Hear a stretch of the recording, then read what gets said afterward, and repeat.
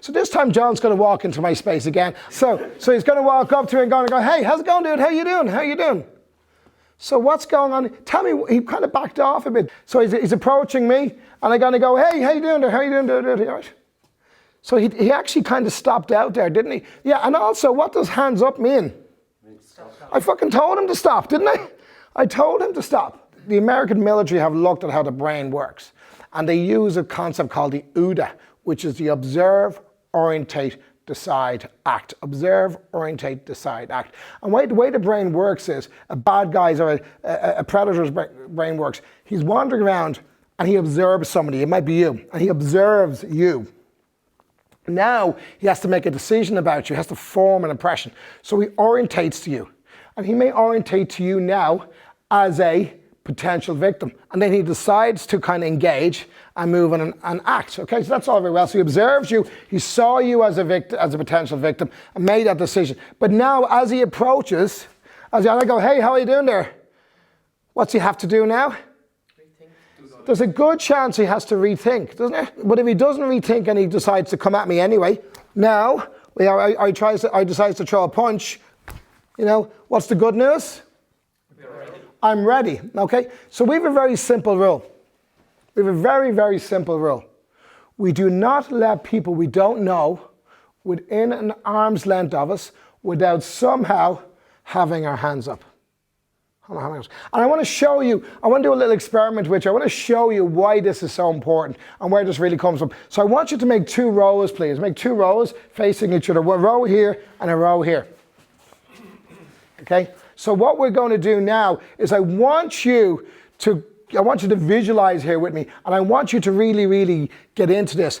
And I want you to imagine it's a lovely sunny day, and you're walking down the street, and the person in front of you is your best friend in the world. So everybody get ready? So get set and go!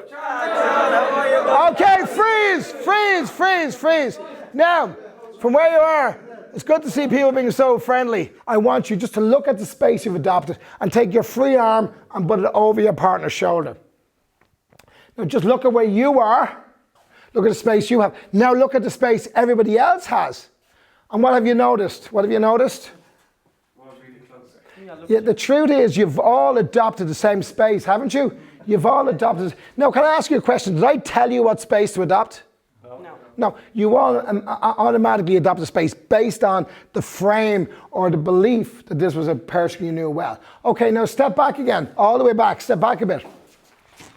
Now this time, what I'd like you to do is I want you to go and greet this person as if you're greeting somebody that you don't know, somebody with work, somebody, a meeting, an interview, so like the postman's delivering a package and you have to say hello to the postman. I want you to shake their hands and I want you to chat to them for a second or two like you would a normal social engagement, a transitionary social engagement. So get ready and get set and go. You don't know them? Okay, so from where you are now,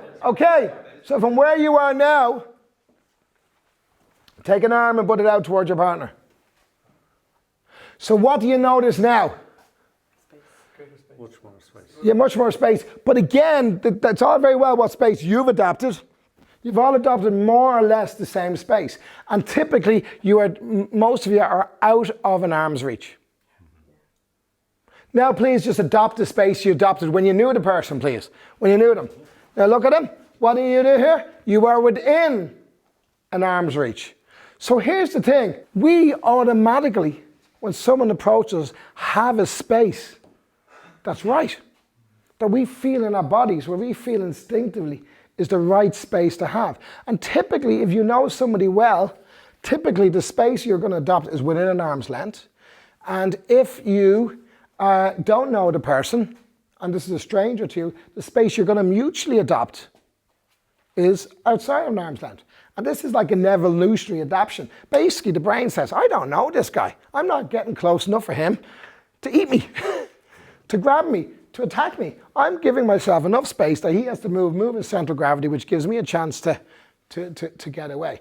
Okay, so then the big question is, if we both know the right space is outside of an arm's length, what is a predator engaging with a woman doing who doesn't know, who's engaging her space?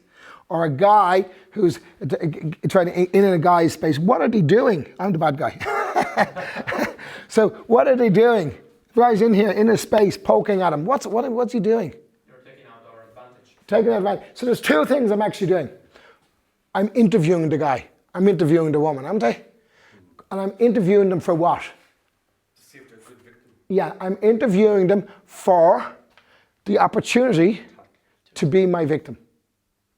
And what I'm going to do is see how they behave as part of that process. And that's going to be an indicator of whether I'm going to take them as a victim or not. Now also, I may also be just getting a position so that I can strike or use surprise and shock to my advantage.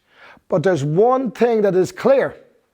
There's absolutely no benefit to us to allowing somebody we don't know within an arm's length without somehow having our hands up.